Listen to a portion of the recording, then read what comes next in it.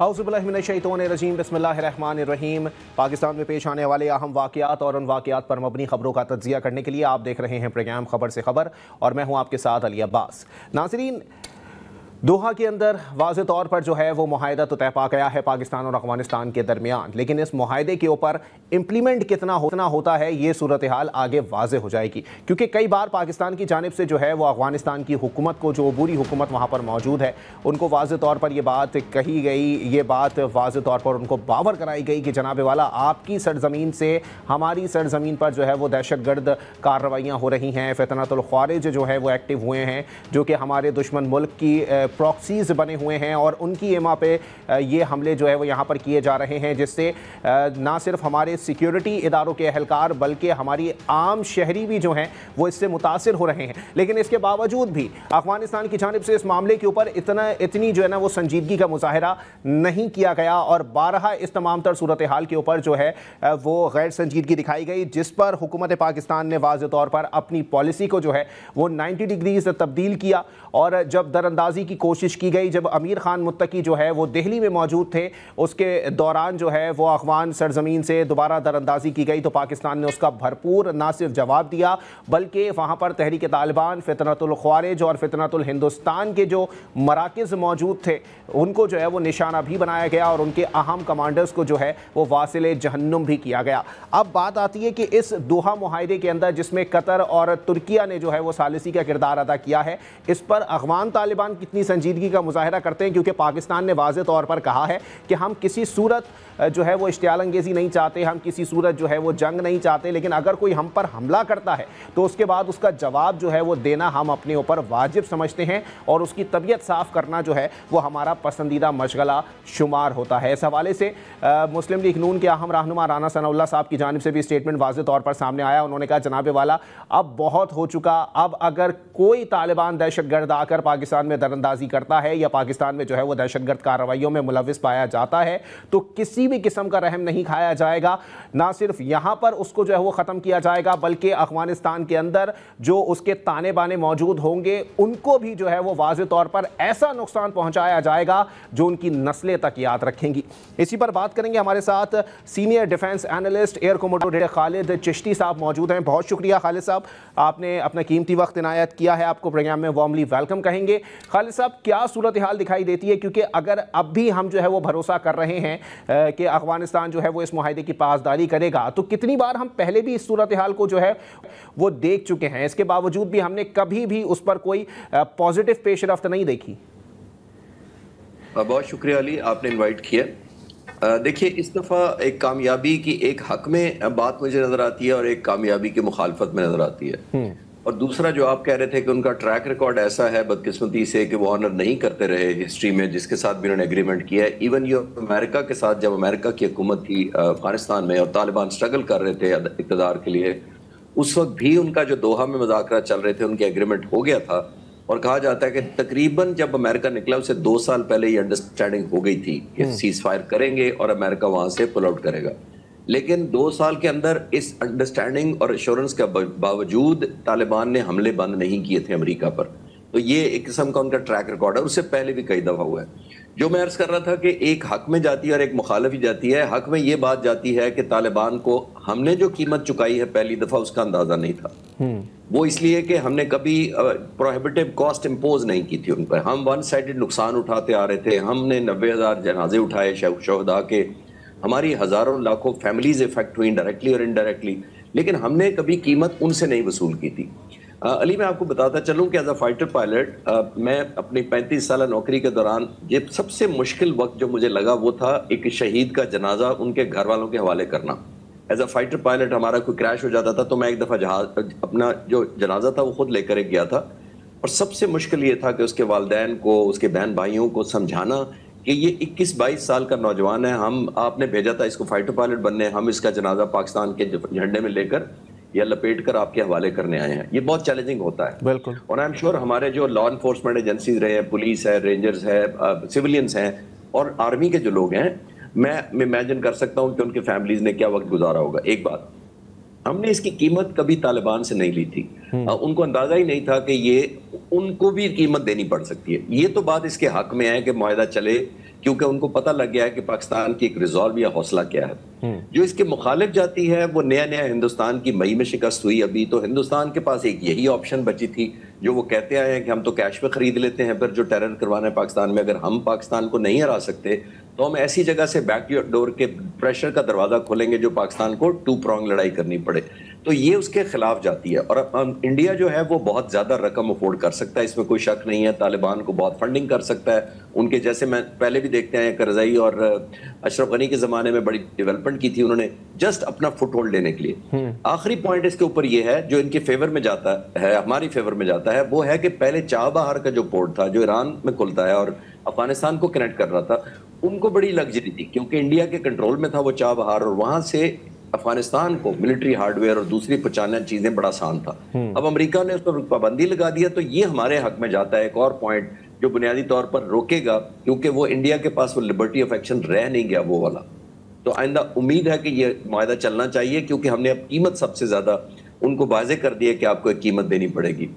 लेकिन खालिद साहब अभी भी कुछ मामलात ऐसे हैं, कुछ सियासी शख्सियात हैं पाकिस्तान के अंदर भी जो इस चीज़ की कतन जो है वो हामी नहीं है। वो लोग कहते हैं कि अगर यहाँ से अफगानियों को जो है वो निकाला जाए तो ये भी ठीक नहीं है, या फिर अफगान तालिबान से जो है वो अगर मुज़ाकरात ना किए जाएँ, उन पर जो है वो जवाब दिया जाए, उन पर गोलाबारी की जाए तो ये भी ठीक नहीं है। तो इस सूरत हाल से जो है वो निकलने के लिए पाकिस्तान में इस वक्त क्या पॉलिसी राइज करनी चाहिए, क्योंकि अब सूरत हाल शायद हाथ से निकलती हुई दिखाई दे रही है। देखिए, जो पाकिस्तान ने करना था वो तो पाकिस्तान कर चुका है। जो मैंने कहा, जो कीमत हमने उधर पहुंचानी थी कि आपको कीमत देनी पड़ेगी, और ये पहली दफा ही नहीं हुआ। मई 2025 में हमने हिंदुस्तान को भी ये कीमत डिक्टेट की थी कि ये कीमत आपको देनी पड़ेगी। उस कीमत के बाद हिंदुस्तान सीज फायर करने पर मजबूर हुआ था। जहां तक आप कह रहे हैं कि डिफरेंस ऑफ ओपिनियन, ये आज का नहीं है। मेरा ख्याल है तालिबान से डील करने में हमारे बहुत ज्यादा स्कूल ऑफ थॉट डिफरेंट रहे हैं, आज के नहीं है। पिछले 40 सालों से हम देख रहे हैं, जब से अफगान रिफ्यूजीज आए हैं पाकिस्तान में, यहाँ पनाह लिए रहते हैं। एक तक का ये कहता है कि मुज़ाकरात करें, और हुकूमत लेवल पर भी हमने देखा है, गवर्नमेंट लेवल पर भी हमने देखा है कि मुज़ाकरात कभी होते आए हैं, कभी नहीं होते आए हैं। और उन सब में कसूर तालिबान का रहा है, क्योंकि वो डिपेंडेबल नहीं, उन्होंने अपने आप को क्रेडिबल नहीं साबित किया कि अगर आप हमसे मुज़ाकरात करेंगे तो वाकई हम दहशतगर्दी को छोड़ देंगे, वाकई मेहनत करेंगे कि हमारे तरफ हमले ना हो और सर्वेलेंस में हमारी मदद करेंगे। उनकी नीयत की तरफ रहा है। हमारी हुकूमत में जब भी किसी भी पिछले 30-40 साल में नेगोशिएशन की है या उनको टेबल टॉक पर लेके आए, तो हमारी तो सिंसेरिटी रही है। सिर्फ अनफॉर्चुनेटली उनका ट्रैक रिकॉर्ड ऐसा है, और उसकी वजह मैं आखिर में बताता चलूं, इस सवाल के आखिर में ये अर्ज करता चलूं कि वो कैश स्टार्व्ड कंट्री है, उनके पास पैसे नहीं है। ये उनका सदियों से चलता आ रहा है यहाँ पे कि ये एक मोस्ट फेवरेट कह लें या मोस्ट डिपेंडेबल एक सोर्स उनका इनकम का था ही यही।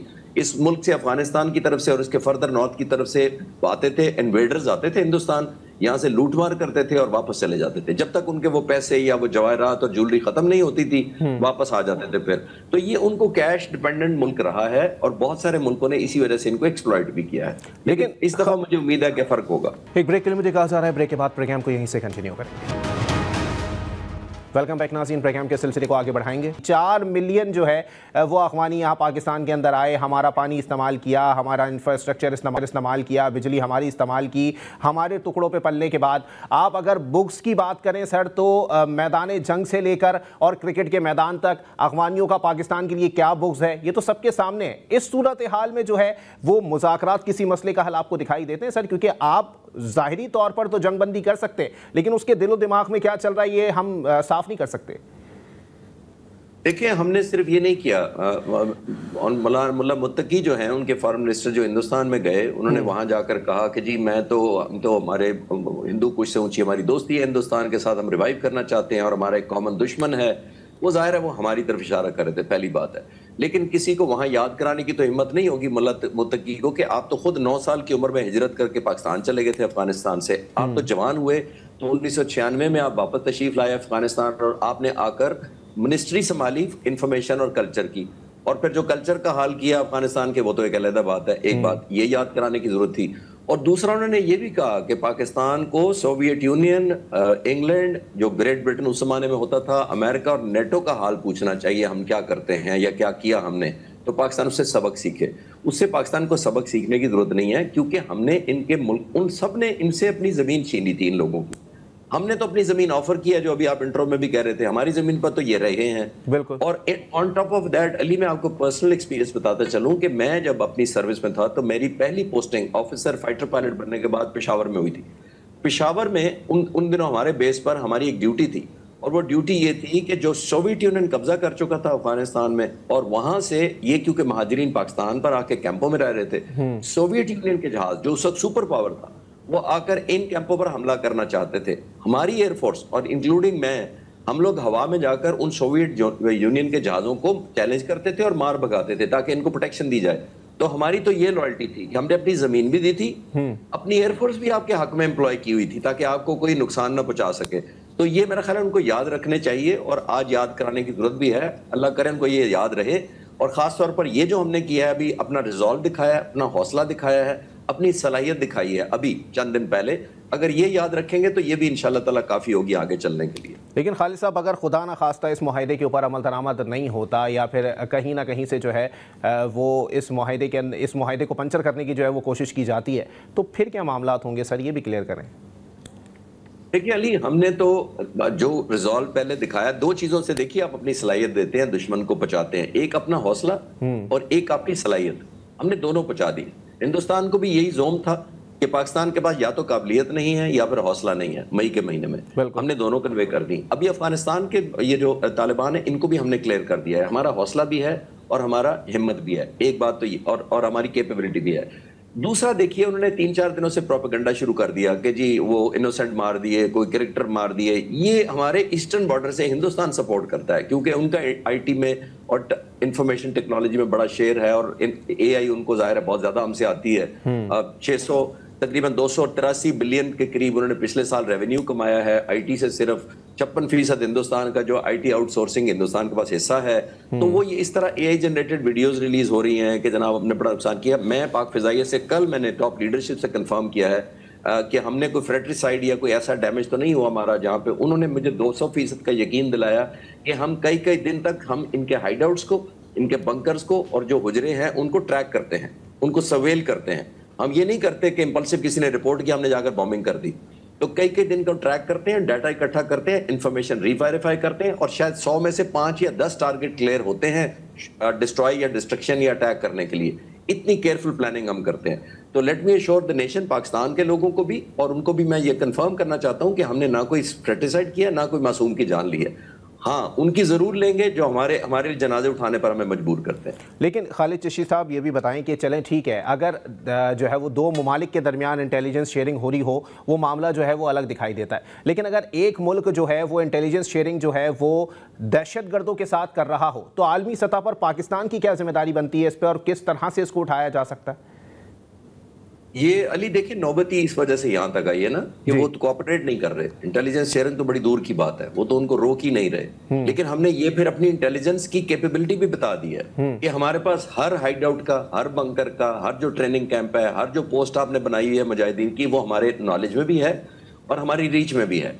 तो हमने बहुत दूर तक रीच करके यही दिखाया है बुनियादी तौर पर कि अगर आप किसी तरह का हमारे खिलाफ ऑफेंसिव लॉन्च करेंगे, डाटा शेयर करना तो छोड़ के, अगर आप रोकेंगे नहीं तो हम फिर खुद नॉकआउट करेंगे, क्योंकि हमें अपने पॉपुलेशन भी बड़ी अजीज है और हमें सोल्जर्स भी बहुत अजीज हैं और हमारे सिविलियन लॉ एनफोर्समेंट एजेंसीज की जिंदगी भी बहुत अजीज है। तो हम एक प्रोहिबिटिव कॉस्ट इंशाल्लाह दोबारा इम्पोज करेंगे, लेकिन होना नहीं चाहिए। मैं उसकी दुआ नहीं करता, ना उसकी ख्वाहिशमंद हूं। अल्लाह ताला इसी में उनको समझ दे कि हमने जितना नुकसान किया है उनको रियलाइज करना चाहिए। जैसे मैंने कहा, उन्होंने हमारी सलाहियत और रीच देख ली है, जो रोकने के लिए मुझे लगता है काफी होगी। लेकिन क्योंकि इंडिया फैक्टर है, वो फंडिंग बड़ी मैसिव करते हैं, तो जाहिर है एक दिल ललचा जाता है कि भाई अगर आप जारी रखेंगे तो आपको ये पैकेज मिलेगा। लेकिन हमने इंशाल्लाह अपनी काबिलियत एक दफा दिखा दी है। अब पीस टाइम की तरफ जाना चाहते हैं हम, लेकिन अगर अमन की तरफ नहीं जाना चाहेंगे, तालिबान की हुकूमत नहीं जाना चाहेगी, तो दूसरा ऑप्शन या रिजॉल्व हमारा उन्होंने देख लिया है। उम्मीद करते हैं कि बेहतरी आनी चाहिए। लेकिन खालिद चिश्ती साहब ये भी बताएं ना सर कि चलें ठीक है, अगर इसको जो है वो अफगानिस्तान या अफगान हुकूमत जो है वो तस्लीम नहीं करती है, तो पाकिस्तान तो मुसलसल अफगानिस्तान का भी मुकदमा जो है वो आलमी सतह पर लड़ता रहा है कि जो है वो हुकूमतें इनको तस्लीम कर लें, इनकी हुकूमत को तस्लीम कर लें। आपको लगता है सर उस जो है वो माइंडसेट को, या फिर उस मैं ये कहूँगा कि सिफारती कोशिशों को भी जो है वो किसी हद तक धचका लगेगा? जी, आपने बिल्कुल ठीक कहा, क्योंकि 1996 में जब ये पहली हुकूमत तालिबान की आई थी, वो 2001 तक रही थी, जो 5 साल रही थी, उसमें पूरी दुनिया के सिर्फ 3 मुल्कों ने इनको एज अ स्टेट तस्लीम किया हुआ था अफगानिस्तान की हुकूमत को। वो थे पाकिस्तान, यूएई और सऊदी अरब। अब आप देखिए, हमारे तो वो एहसान है, उस वक्त तो इंडिया ने भी तस्लीम नहीं किया था। और ये हमारा ट्रैक रिकॉर्ड ये है कि हम सिंपैथेटिक रहे हैं। एक और चीज हमें नहीं भूलनी चाहिए, हम वेस्ट और खास तौर पर अमेरिका का बहुत ज्यादा क्रिटिसिज्म लेते रहे हैं ऑलमोस्ट 30-40 साल तक। हमें हमेशा कहा जाता था कि पाकिस्तान डुअल गेम खेल रहा है, यानी एक तरफ वो अमेरिका को भी कह रहा है कि हम आपके साथ हैं अगेंस्ट टेररिज्म, और एक तरफ वो तालिबान के साथ भी हमदर्दी रखता है। तो हम तो डिसक्रेडिट दोनों तरफ से होते आए हैं। तो अभी तालिबान, जैसे मैंने कहा कि उनको रियलाइज करना चाहिए कि हमने आपके लिए कुर्बानियां दी हैं। दुनिया में एक और आखिर में बात बताता चलूं, देखिए दुनिया में इस वक्त तकरीबन 123 मिलियन डिस्प्लेस्ड लोग हैं, लेकिन अक़वाम मुत्तहिदा तकरीबन 47 मिलियन लोगों को मानती है कि रिफ्यूजीज हैं या डिस्प्लेस्ड हैं या पॉलिटिकल असाइलम के लिए लेफ्ट राइट हुए हुए। 47 मिलियन इस वक्त लोग हैं, उसमें से सिर्फ 3 मिलियन हमारे पास है। 3 मिलियन देखने को आपको तादाद बहुत कम लगती है कि ये तो बहुत थोड़ी तादाद है जो दुनिया के मुकाबले में हमारे पास है। ये वाहिद रिफ्यूजीज हैं जिनके साथ दहशतगर्दी साथ आई है दुनिया में। और जहां दुनिया में आप देख लें, कोलंबिया में देख लें, टर्की में देख लें, जहां पे भी महाजरीन गए हैं या इमिग्रेशन गई है, एक जगह से दूसरी जगह लोग डिस्प्लेस हुए हैं, वो दहशतगर्दी साथ नहीं गई। वो हमारे मुल्क में अजीब है। और मैं बिल्कुल नहीं कहना चाह रहा कि तमाम 3 मिलियन जो अफगान रिफ्यूजीज हैं वो दहशतगर्द हैं, मैंने ये नहीं कहा। मैं ये कहना चाह रहा हूं कि हमें उस गाब में उसको छुपा कर रैप करके हमारे अंदर पे दहशतगर्द इंडक्ट किए जाते हैं, क्योंकि हमने आपको आइसोलेट नहीं किया कैंपों में, हमने बार्ड वायर नहीं लगाई, आपने कंपाउंड नहीं बनाया कि उससे आप बाहर नहीं निकल सकेंगे। आपने अपने कारोबार ऑफर किए, अपने स्कूल्स ऑफर किए, अपने हॉस्पिटल्स ऑफर की, अपना सारे का सारा ट्रेड इनके हवाले किया, और खासतौर पर ट्रांसपोर्टेशन का। लेकिन बदकिस्मती से, जैसे मैंने कहा कि दूसरी तरफ हिंदुस्तान का बड़ा एग्रेसिव कैंपेन है, लेकिन जैसे मैंने अर्ज किया कि हम बहुत सीजन्ड हो चुके हैं इनकी डीलिंग के बारे में। अब जो हमें मजबूरन करना पड़ा है, जो हमने एक कॉन्फ्लिक्ट को आर्म्ड एक रिस्पांस के साथ कोशिश की है हल करने की, और अल्लाह करे कि इसकी अब नौबत ना आए और हिंदुस्तान अब बैकआउट करे या फिर ये उसको रिफ्यूज करें, क्योंकि कीमत अफगानियों ने देनी है। ठीक है, बहुत शुक्रिया। Air commodore retired Khalid Chishti साहब हमारे साथ मौजूद। वाज़े तौर पर सूरत हाल यही दिखाई देती है, और मुझे नहीं लगता कि अगर इस मुआहदे से अफ़गान तालिबान की जानिब से या अफ़गानिस्तान की हुकूमत की जानिब से जो है वो रूगर्दानी की जाती है, तो उसके बाद कोई भी मुल्क पाकिस्तान और अफ़गानिस्तान के दरमियान सालिस के तौर पर ख़ुद को पेश करेगा। ये सूरत हाल आगे आने वाले वक्तों में मज़ीद वाज़े हो जाएगी। एक ब्रेक के लिए मुझे कहा जा रहा है, ब्रेक के बाद प्रोग्राम को यहीं से कंटिन्यू करें। वेलकम बैक नाज़रीन, प्रोग्राम के सिलसिले को आगे बढ़ाएंगे और अब कुछ बात करेंगे इत्तेहादियों के तहफ़्फ़ुज़ात के हवाले से, क्योंकि इत्तेहादी जमात है पाकिस्तान पीपल्स पार्टी। अभी कुछ दिन पहले की बात थी कि पंजाब हुकूमत के तर्जुमान और सिंध हुकूमत के जो तर्जुमान हैं उनकी जानिब से एक दूसरे के ख़िलाफ़ भरपूर बयानात का सिलसिला जो है वो जारी था, और इस हद तक बयानात दिए गए कि एक दूसरे के पार्टी लीडरान तक को जो है वो टारगेट किया गया। लेकिन उसके बाद मुलाकातें हुई, मुलाकात होने के बाद जो है वो एक कमेटी बनाई गई, उस कमेटी ने सदर मुमलिकत साहब से मुलाकात की, और उसके बाद सब कुछ जो है वो वाज़े तौर पर सामने आया कि जी सीज़ फायर हो चुका है। अब कोई बयानात जो है वो नहीं दिए जाएंगे एक दूसरे के ख़िलाफ़, या फिर एक दूसरे के ऊपर तनकीद का जो सिलसिला है वो अब बंद हो जाएगा। लेकिन गुज़िश्ता रोज़ सेंट्रल एग्जीक्यूटिव कमेटी का इजलास हुआ है पाकिस्तान पीपल्स पार्टी की जानिब से, और उसमें जो है वो बिलावल भुट्टो साहब ने जो मुलाकात की है प्राइम मिनिस्टर साहब से, वो उन्होंने सारी ब्रीफिंग दी है अपनी पार्टी अरकान को। इसके अलावा पार्टी अरकान में से जो है वो नदीम अफजल चंद साहब, शेरी रहमान साहिबा और शाजिया मरी साहिबा, उनकी जानिब से जो है वो वाज़े तौर पर जो है वो अपने तहफ़्फ़ुज़ात पार्टी क़यादत के सामने जो हैं वो रखे गए हैं। और उसके बाद फ़ैसला ये हुआ कि पाकिस्तान पीपल्स पार्टी बतौर इत्तेहादी मुस्लिम लीग नून की हुकूमत को जो है वो 1 महीने का टाइम देगी, और 1 महीने तक उनके वादे जो हैं वो किस तरह वफ़ा होते हैं, उनके जो मुआहदा है उस पर किस तरह से अमल दरामद होता है, इस तमाम तर सूरत हाल को मद्देनज़र रखते हुए 1 महीने के बाद दोबारा सेंट्रल कमेटी का इजलास जो है वो बुलाया जाएगा, और उसमें फिर फैसले हो सकते हैं। इसी पर बात करेंगे। पाकिस्तान पीपल्स पार्टी से हमें ज्वाइन किया है सेनेटर ज़मीर घुमरो साहब ने। बहुत शुक्रिया ज़मीर साहब डॉन न्यूज़ को वक्त देने के लिए। आपको प्रोग्राम में वार्मली वेलकम कहेंगे। ज़मीर साहब, क्या सूरत हाल है, और इस सेंट्रल एग्जीक्यूटिव कमेटी की जो मीटिंग हुई है 1 महीने का टाइम दे दिया गया है, सर मामला इतनी खुश उसलूबी से हल हो रहे हैं कि लगता है कि आखिर में रावी चैन चैन ही लिखेगा? नहीं, ये मामला जो है वो पावर शेयरिंग में जो है वो चलते रहते हैं, क्योंकि हम भी कोalition पार्टनर्स हैं और हमारा इन कैबिनेट में कोई हिस्सा नहीं है। तो पावर शेयरिंग जो फार्मूला है वो जब भी अफेक्ट होता है, जाहिर है हमारी भी कॉन्स्टिट्यूंसी है, तो हमारे लोग हमारे से पूछते हैं कि आपने जो है वो कोalition में पार्टिसिपेट तो कर रहे हैं, लेकिन जो मसाइल हैं वो हल नहीं हो रहे। तो वो पावर शेयरिंग के जो इश्यूज हैं वो खासतौर पर वो कैबिनेट के हवाले से नहीं है, नहीं कोई हम मिनिस्ट्री मांग रहे हैं, नहीं कोई एडवाइजरी मांग रहे हैं। हम तो मांग रहे हैं कि जो है वो पावर शेयरिंग में जो भी लिखा गया है, और खासतौर पर जो है पंजाब के हवाले से पावर शेयरिंग ज़्यादा अफेक्ट हुई है, फ्लड्स के हवाले से भी और लोकल गवर्नमेंट लॉ के हवाले से भी और भी इश्यूज हैं। तो उस हवाले से पार्टी ने सारे अपने मुतालबात जो है वो गवर्नमेंट के पास रख दिए हैं कि ये जो है वो हमारे मुतालबात हैं, लेकिन कंप्लायंस जो है वो नहीं हो रही। और वक्तन बवक्तन जो है वो हमने ये शिकायत भी की है, हमने जो है आवाज़ भी उठाई है कि पावर शेयरिंग में ऐसे नहीं होता कि वन साइडेड अफेयर चलता है, लेकिन पावर शेयरिंग में कोalition पार्टनर को जो है वो अहमियत दी जाती है और उनकी जो जायज़ डिमांड है वो सुनी जाती हैं और उन पर अमल किया जाता है, क्योंकि we are supporting the government outside the cabinet. तो ज़मीर साहब ये भी बता दें कि किस नौइयत के तहफ़्फ़ुज़ात हैं आपको मौजूदा हुकूमत से, और आपको लगता है कि 1 महीने का टाइम देने पर जो है वो उस पर उन तहफ़्फ़ुज़ात को दूर कर दिया जाएगा, या आपके साथ जो वादे हैं वो वफ़ा हो जाएंगे? मेरे ख्याल में हमारी वर्किंग रिलेशन तो रही है, लेकिन काफ़ी थोड़ी माजी में भी ये मुश्किलात रही हैं। PSDP के हवाले से पहले इश्यूज क्रॉप अप हुए थे, वो प्राइम मिनिस्टर ने हल किए थे। हम कह रहे थे कि चारों सूबों में जो है वो PSDP रखा जाए। अपार्ट फ्रॉम दैट वो पंजाब में जो है वो लोकल गवर्नमेंट के इलेक्शंस नहीं हो रहे हैं, वो भी हम पर प्रेशर है। और फ्लड अफेक्टीज को जो है वो बिस्क के जरिए, जैसे हमारा तजर्बा था 2002 के फ्लड्स में, के बिस्क के जरिए उनको फौरी तौर पर इमदाद दी जाए, वो भी नहीं हो रहा। तो वो सारे हमने जो भी मामलात हैं वो प्राइम मिनिस्टर के सामने रखे हैं कि ये मामलात हैं, आप इनको हल करें। और सेंट्रल कमेटी ने ये फैसला किया है कि गवर्नमेंट को 1 महीना दिया जाए, उसके बाद जो है वो रिव्यू किया जाए कि हमारे मुतालबात पर गवर्नमेंट ने कोई पॉजिटिव एक्शन लिया है कि नहीं है। यही इशू है। और ये कोalition में जो है वो जाहिर है सारे जो पार्टनर्स होते हैं वो अपनी रिलेशनशिप रिव्यू करने का उनको हक होता है। और जाहिर है पाकिस्तान पीपल्स पार्टी की सेंट्रल कमेटी सबसे बड़ा फैसला साजी का इदारा है। तो वहाँ जो है वो बिलावल भुट्टो जरदारी साहब जो पाकिस्तान पीपल्स पार्टी के चेयरमैन हैं, उन्होंने मुलाकात की तफसीलात जो है रखी और पार्टी ने यही फैसला किया कि गवर्नमेंट को 1 महीना दिया जाए ताकि जो हमने मुतालबात रखे हैं उनके सामने उनको वो हल करे।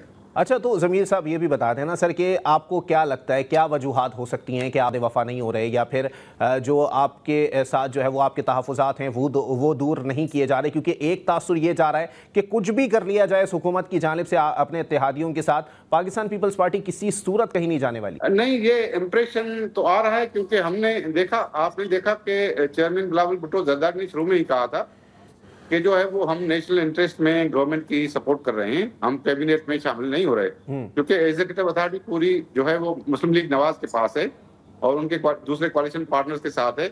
हम कैबिनेट में शामिल नहीं हुए थे। हमने कहा था कि we will support the government जो है वो, लेकिन we will not be the part of the cabinet. तो ये हमने जो है वो उस पर जो है वो हम कारबंद रहे। और लेकिन हमने डेमोक्रेसी के मफाद में गवर्नमेंट को जो है वो सपोर्ट करते हैं कि डेमोक्रेसी को डिरेल नहीं किया जाए, क्योंकि तमाम कोशिशें हुई थी माजी में कि डेमोक्रेसी को डिरेल किया जाए और किया भी गया। देखो नो कॉन्फिडेंस मोशन के दौरान क्या हुआ, कितना क्राइसिस हुआ।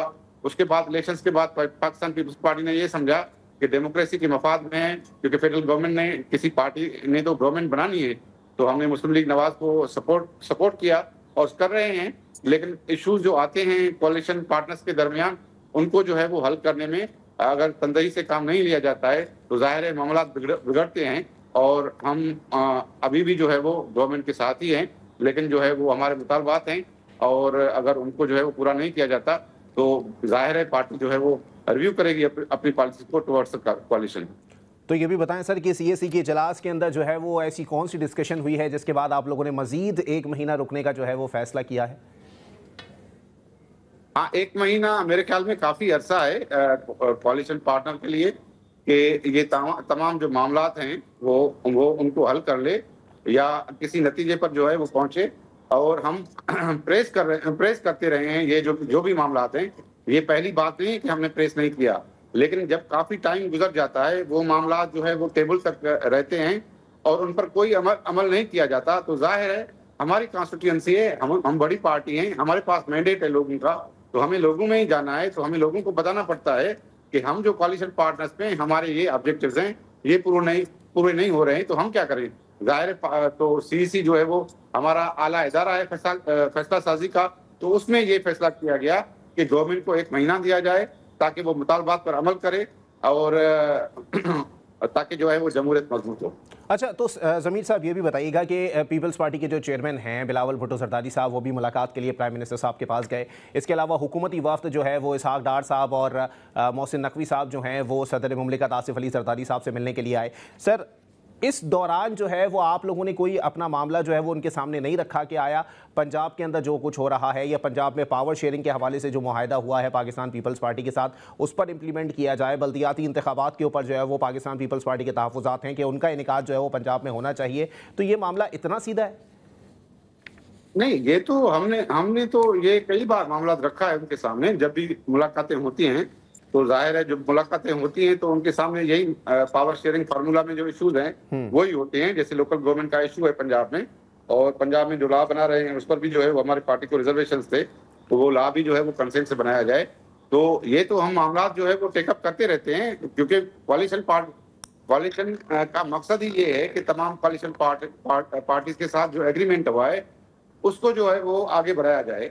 कोalition गवर्नमेंट में यही होता है कि जो ज्वाइंट प्रोग्राम होता है तमाम कोalition पार्टनर्स का, उस पॉलिसी को आगे बढ़ाया जाए। किसी एक पार्टी की पॉलिसी नहीं चलती कि वो दूसरे कोalition पार्टनर्स को जो है वो अहमियत नहीं दे और अपना प्रोग्राम जो है वो इम्प्लीमेंट करे। जाहिर है हर पार्टी की अपनी कॉन्स्टिट्यूएंसी होती है, तो हमने बार बार उनको ये कहा है कि हमारे साथ जो पावर शेयरिंग फार्मूला तय किया गया था उनमें बड़े मसाइल आ रहे हैं, इस वजह से आपको जो है वो उन पर अमल करना चाहिए। लेकिन जो है वो आपने देखा कि वहां से बयानात शुरू हो गए और फिर काउंटर बयानात शुरू हो गए, तो ये जो लड़ाई जो है वो तो ज़मीर साहब ये भी बता दें, थोड़ा सा क्लियर कर दें इस मामले को, क्योंकि जाहिर सी बात है एक इबाम जो है वो पैदा हो जाएगा आवाम के अंदर भी। ये सूरत हाल अगर इतनी सीधी नहीं रहती, कुरान दरमियान या खुदा न खास्ता जो है वो आपसे वादे वफा नहीं होते 1 महीने के अंदर भी या फिर आगे भी, तो फिर क्या होगा सर? देखिए, ये तो नॉर्मल प्रोसेस है, डेमोक्रेटिक प्रोसेस है। जैसे कोalition पार्टनर्स होते हैं वो एग्री भी करते हैं, डिसएग्री भी करते हैं, गवर्नमेंट बनती भी है और दूसरा कोalition भी बनता है। ये तो पार्लियामेंट के अंदर होता रहता है, माजी में भी हुआ है, अभी भी हुआ। तो मेरे ख्याल में वो जो कोalition है उसको इंटैक्ट रखना जो है वो गवर्नमेंट का काम होता है कि कोalition पार्टनर्स को कैसे जो है वो इंटैक्ट रखा जाता है, ये गवर्नमेंट की जिम्मेवारी है। हमने तो उनको बता दिया है कि हमारे ये इश्यूज हैं, अगर ये हल नहीं हुए तो हम रिलेशनशिप को रिव्यू करेंगे। जाहिर है हमारी कॉन्स्टिट्यूएंसी है वो अफेक्ट हो रही है, जबकि पावर शेयरिंग फार्मूला पर गवर्नमेंट जो है वो पंजाब में या फेडरल गवर्नमेंट में अमल नहीं कर रही। ठीक है, बहुत शुक्रिया। ज़मीर घुमरो साहब पाकिस्तान पार्टी से हमारे साथ मौजूद थे। एक ब्रेक के लिए मुझे कहा जा रहा है, ब्रेक के बाद हुकूमती मौक़िफ़ जानने की भी कोशिश करेंगे कि आया अगर पाकिस्तान पीपल्स पार्टी की जानिब से कुछ शिद्दत इख्तियार की जा रही है मामलात के अंदर, तो उस पर हुकूमत क्या सोचती है या फिर हुकूमत जो है वो उस पर क्या प्लानिंग कर रही है। एक ब्रेक के बाद हाजिर होते हैं। वेलकम एक नाज़रीन, पीपल्स पार्टी का मौक़िफ़ आपने मुलाहिज़ा किया। अब इस पर हुकूमत के क्या मामलात हैं, हुकूमत क्या सोच रही है? आया इत्तेहादी अगर नाराज़ हैं या उनकी नाराज़गी दूर करने के लिए जो है वो हुकूमत को किस तरह के मामलात से जो है वो दो चार होना पड़ेगा, इस पर बात करेंगे। मुस्लिम लीग नून से हमें ज्वाइन किया है खेलदास कोहिस्तानी साहब ने। बहुत शुक्रिया खेलदास साहब आपके कीमती वक्त के लिए, आपको प्रोग्राम में वार्मली वेलकम कहेंगे। कोहिस्तानी साहब बताइएगा सर, अगर इस वक्त मौजूदा हुकूमत को मैं एक लाइन में डिफ़ाइन करूं तो इत्तेहादी नाराज़, अपोजिशन नाराज़, करीबी दोस्त नाराज़, तो फिर राज़ी कौन है इस हुकूमत से, ये भी ज़रा क्लियर कर दें सर। बहुत शुक्रिया।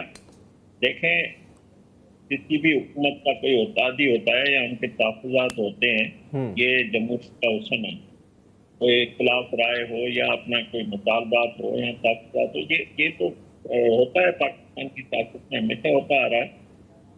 आपको मैं ये बताऊं, वज़ीर-ए-आज़म शहबाज शरीफ साहब के साथ सदर मुमलिकत आसिफ अली ज़रदारी साहब की मुलाकात हुई है। वज़ीर-ए-आज़म ने पार्टी के चेयरमैन बिलावल भुट्टो साहब को मदद किया था, वो वक्त के सूरत में वज़ीर-ए-आज़म हाउस में आए थे। उन्होंने तमाम अपने जो तहफ़्फ़ुज़ात थे, गिले शिकवे थे, जो बात की थी या जो हमारी अंडरस्टैंडिंग है उसके मुताबिक जो हमारी दोनों जमातों के दरमियान है, जो हुकूमत ये क़याम आई, उसमें जो चीज़ें हैं वो डिस्कस हुई है।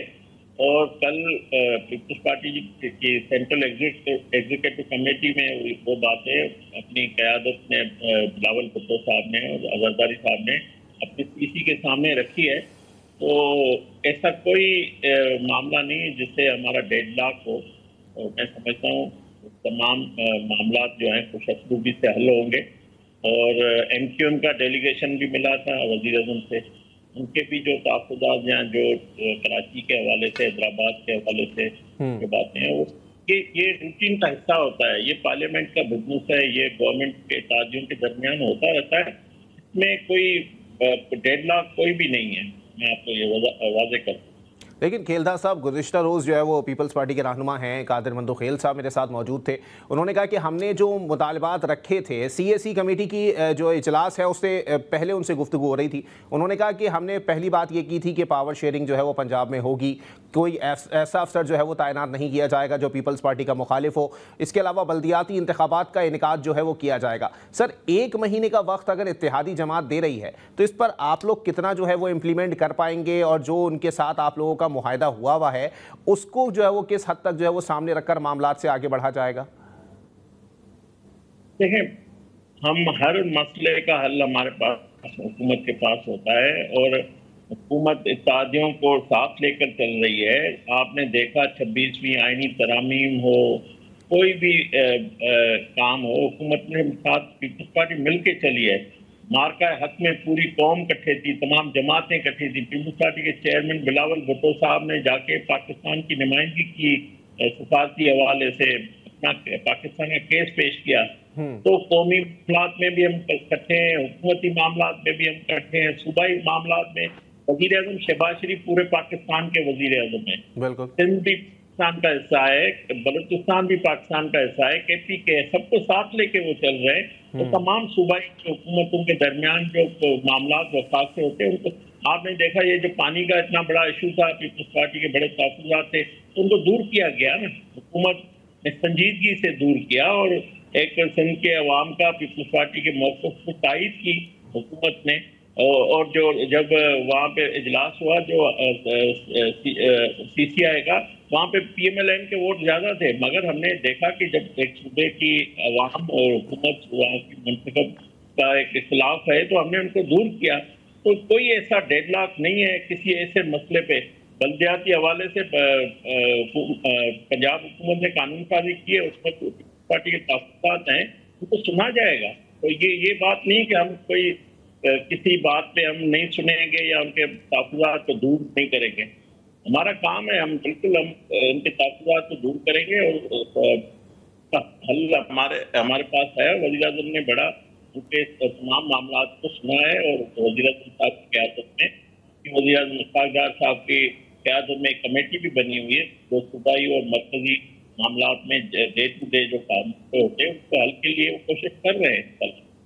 लेकिन खेलदार साहब, ये भी बताइएगा कि नदीम अफजल चंद साहब ने भी तहफ़्फ़ुज़ात पेश किए हैं, इसके अलावा शेर रहमान साहिबा ने भी जो है वो अपने तहफ़्फ़ुज़ात पेश किए हैं, हसन मुर्तज़ा साहब ने भी अपने तहफ़्फ़ुज़ात पेश किए हैं। इसके अलावा अगर हम चलें पीपल्स पार्टी से निकल कर बात करें तो जमीयत उलमा इस्लाम फ़े के सरबराह मौलाना फजलुर रहमान साहब जो है वो बाकायदा जलसा करते हैं, और उसके अंदर जो है वो कहते हैं कि अब जो है वो मुकाबला मैदान में होगा, हम बेवकूफ़ लोगों से जो है वो इस्लामाबाद को छुड़ा कर दम लेंगे। ये सूरत हाल तो किस जानिब जाती हुई दिखाई दे रही है सर?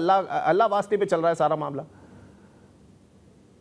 देखें, आपको शायद आलमी लेवल पे जो पाकिस्तान का जो नुमाया किरदार है, भारतीय पाकिस्तान को जो कामयाबियाँ मिली है, मुआशी तौर पे पाकिस्तान में जो सरमायाकारी आई है, पाकिस्तान जो दुर्गत पे मुआशी तौर पे चल पड़ा है, और पाकिस्तान की तो सुपर पावर अमेरिका का प्रेसिडेंट पाकिस्तान के वजीर आजम की, पाकिस्तान के फील्ड मार्शल की तारीफ कर रहा है, पाकिस्तान की सलाहियतों का, वो सब मुतरफ है, दुनिया मुतरफ है। तमाम आप जरीदे देख लें, तमाम रेटिंग आप देख लें कि पाकिस्तान आज कहाँ खड़ा है, शायद वो आपको नजर नहीं आ रहा है। ये जरूर होता है, जमातें अलग अलग मैनिफेस्टो लेकर अवाम से वोट लेकर आती है, अपना अपना प्रोग्राम है, अपना अपना उनका नजरिया है, वो अपने अपने तरीके से उसको हल करना चाहते हैं। उसका हरगिज़ ये मतलब नहीं है कि हमारा कोई इख्तिलाफ है या डेडलॉक है, या हम आपस में हमारे हुकूमत, अपोजिशन और गवर्नमेंट और इत्तेहादियों के एक दूसरे के लिए दरवाजे हमारे खुले हुए हैं।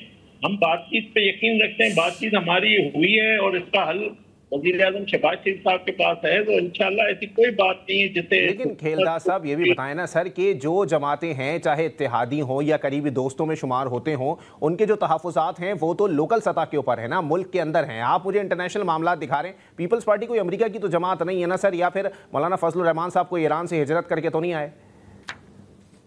देखें, पीपल्स पार्टी अगर किसी अवामी इश्यूज पे या अपने वोटर सपोर्टर के लिए कोई बात कर रही है तो ये उनका हक है। ये कौन सी बुराई है, कौन सी गलत बात कर रही है? हम तो कह रहे हैं कि वो बात उनकी ठीक है, हम उनको एड्रेस कर रहे हैं, हम उनके इश्यूज को। हम तो ये नहीं कह रहे हैं कि पीपल्स पार्टी गैर कानूनी मुतालबा कर रही है, पीपल्स पार्टी गैर आईनी मुतालबा कर रही है, पीपल्स पार्टी डिमांड जो है गलत, हम तो नहीं कह रहे ना। हम तो कह रहे हैं कि उनके जो मसाइल है या जो उनका वजन है वो दुरुस्त है, उसको हम हल करेंगे। हम जाहिर है उसमें गवर्नेंस के मामला होते हैं, उसमें उसका हल निकाला जाता है। हर चीज का आइन के तहत वो भी हर चीज मांग रहे हैं। वो चाह रहे हैं कि 18 अमेंडमेंट के तहत सूबों को चलाया जाए, तो हम आइन के तहत ही मुल्क को चला रहे हैं। तो ऐसी कोई बात नहीं है जिससे ये समझा जाए कि बड़ा डेडलॉक है, ये कोई मसला हल होने वाला, हर तरफ मसाइल है।